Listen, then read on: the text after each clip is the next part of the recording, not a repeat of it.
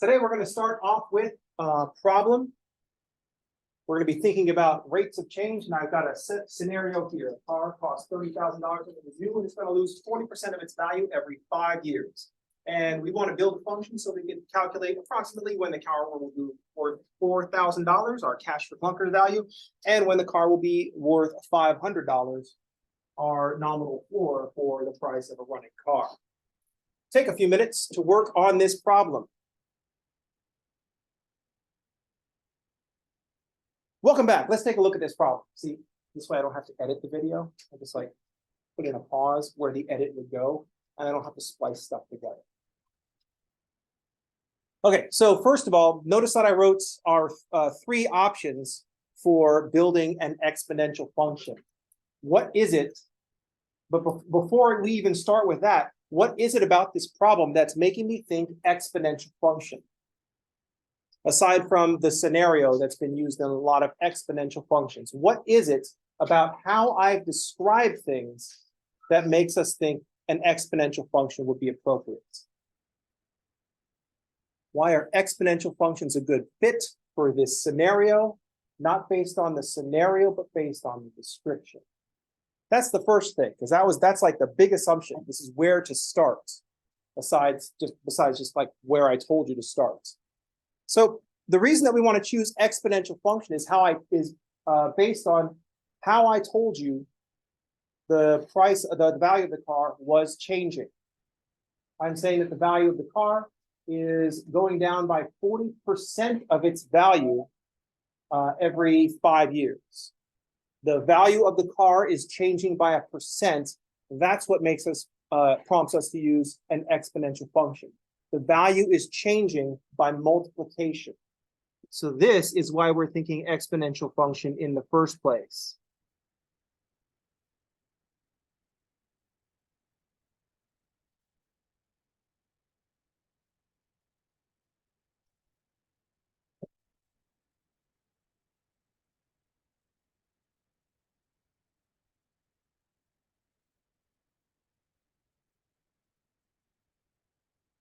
The value is changing with multiplication. That's why we're going to think exponential function.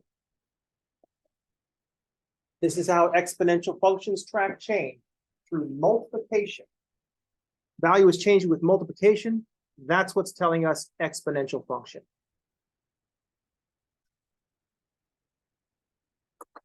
If the value is changing by addition and subtraction, then we would think linear function.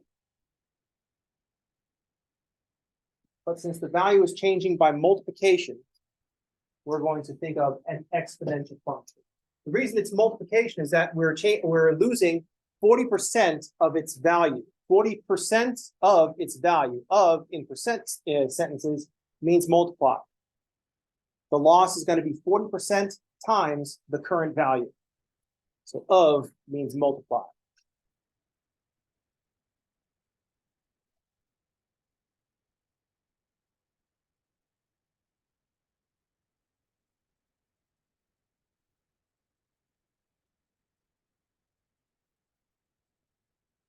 So the very first thing, before we even begin this problem, we have to decide what kind of model we're going to use.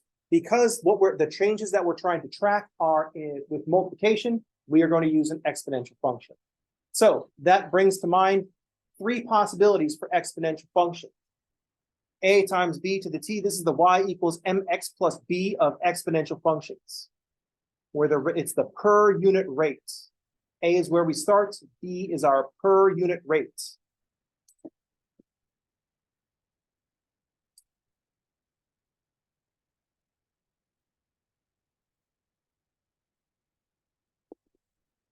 On the other end of things, because it's the middle one that I'm going to use, on the other end of things is our continuous rates. We have a base of E, and so R is our continuous rates.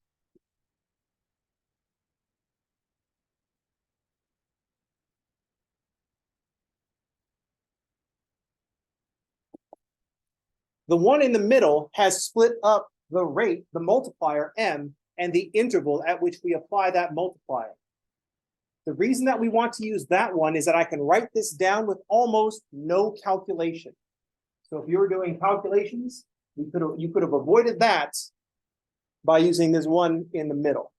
The equation in the middle says f of zero is equal to a, and f is multiplied by m every k units. So that's the interpretation here. This says, this is how we write in math, f of 0 is equal to a, and f is multiplied by m every k units. That is literally what we have written in this equation. F of 0 is equal to a. F starts at a, and we're going to multiply by m every k units. When t is equal to 0, what is our exponent? 0. M to the 0 is 1. A times 1 is a. So when f of 0, for f of 0, we get a, our starting value.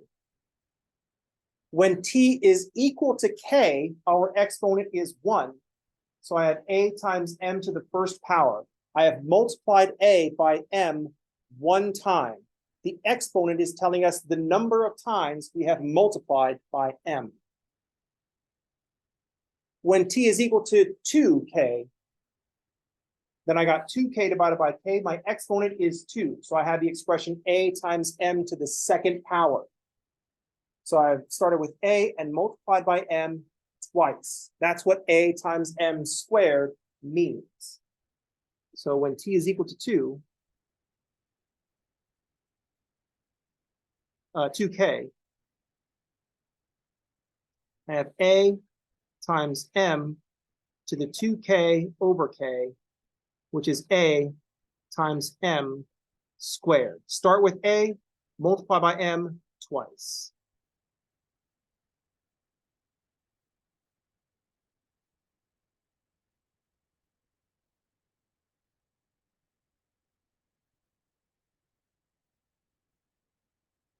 Because exponents are repeated multiplication.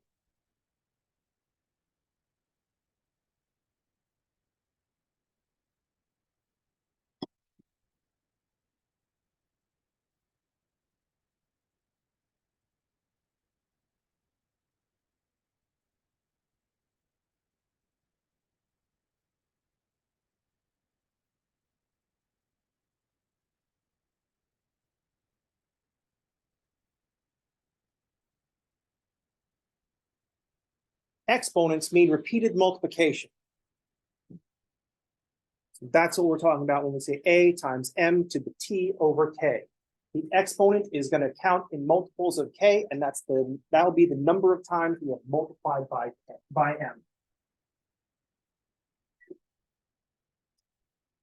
This is the one that I want to use because then I don't have to grab my calculator and come up with all these irrational numbers. I can just write down what my function is going to look like. So I'm going to start at 30,000. So my function, f of t, will start at 30. Now we're losing 40% of the value, which means we're keeping 60% of the value. So after one iteration, we should have 60% left over. So I'm going to multiply by 0.6.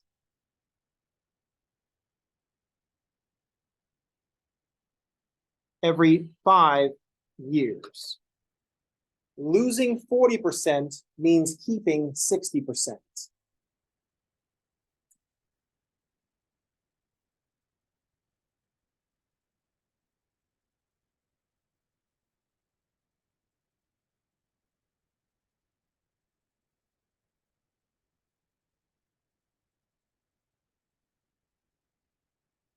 That's where our multiplier is. After one iteration, we'll take 100% minus 40%, 60% is left over. That's what we want the function to model. How much of the value is left over? Also, since my exponent is a fraction, I drop down to single line syntax. This is a very useful thing to have when you're texting answers back and forth during a test or something, right? Because you don't have superscripts on your phone. I don't know if you have superscripts on your phone, but I don't have superscripts on my phone. So when I'm texting answers to people, I have to use single line syntax. So I use a little arrow pointing up So that's 30 times 0.6 to the quotient of t and 5.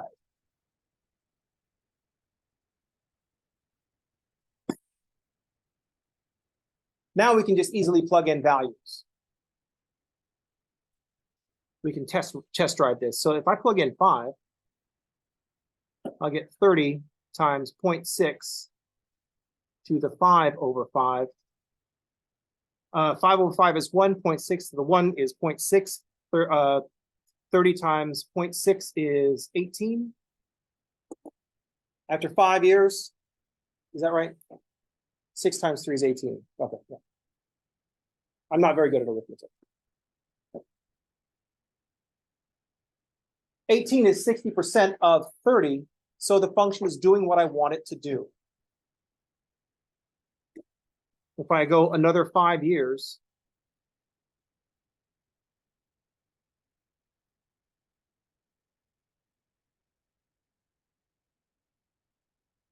now I'm going to be multiplying by 0.6 again, but rather than actually calculating this, I'm just going to do 18 times the 6, or find 60% of the 18. So that's 6048.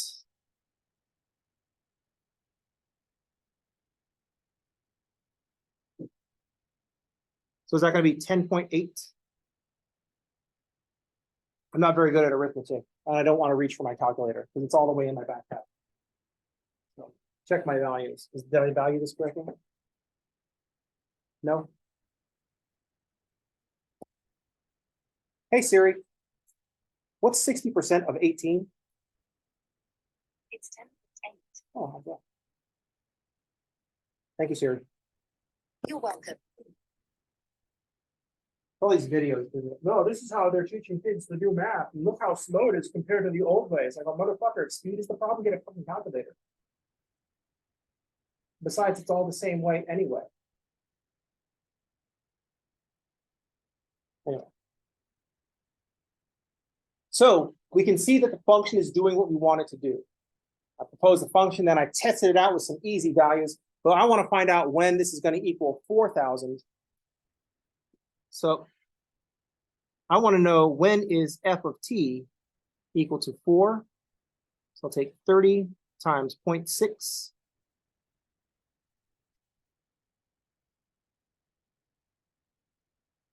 And just fill in a result of 4. Divide by 30, do the log of both sides, and then multiply by 5. So t is going to be 5 times log base 0.6 of a 4 divided by 30.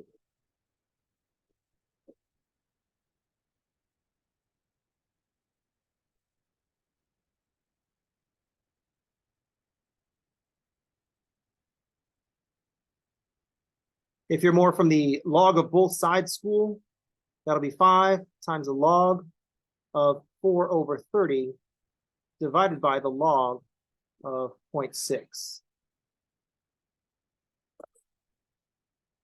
Now that we're into the irrational numbers, I am going to have to grab my calculator. I should have just done it earlier. It's not like I didn't know that this was coming.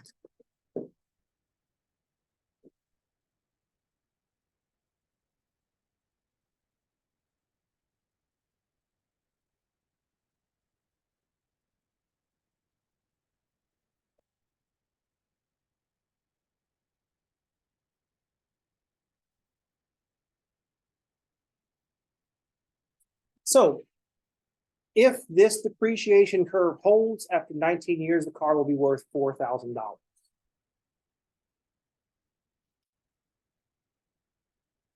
We could do the same thing for 0.5, just trade the 4 for a 0.5.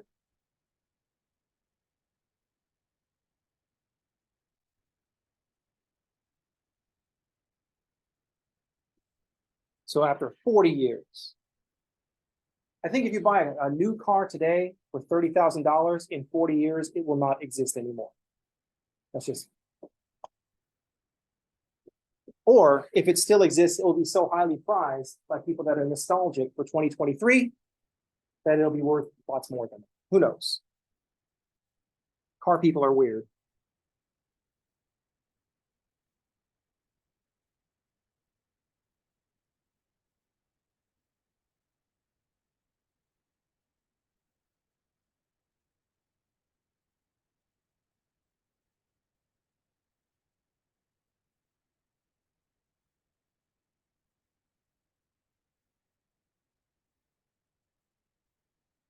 Any questions?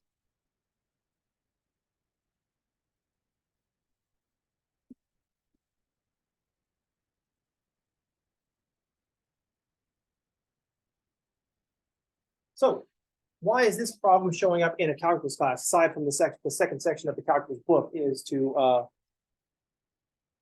look at exponential functions. That's beside the point. The reason that this problem shows up in calculus class is that one of the things that we try to calculate with calculus, one of the strengths of calculus is that calculus is good at doing math around how things are changing. Calculus is the math of how things change. And that's why we want to look at this problem. And the main thing that we dealt with at the beginning was that the change is being tracked with multiplication. So it's not right now, even though we talked about some exponential function stuff, the reason that this problem came up now is that we're going to be focusing in calculus on how things are changing.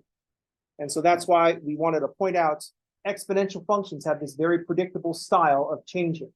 Exponential functions change through multiplication. Any questions? So the usual short answer for what's calculus? Calculus is the math of how things are changing. And that's why we care about how things are changing in this problem. All right, that's going to do it for today. I will see you all on tomorrow. Everybody have a good day, and thanks for playing. Oh, and if you want some extra practice, use these functions and find out a times b to the t and a e to the rt. All right, now that's it for today. I'll see you all on tomorrow. Everybody have a good day, and thanks for playing.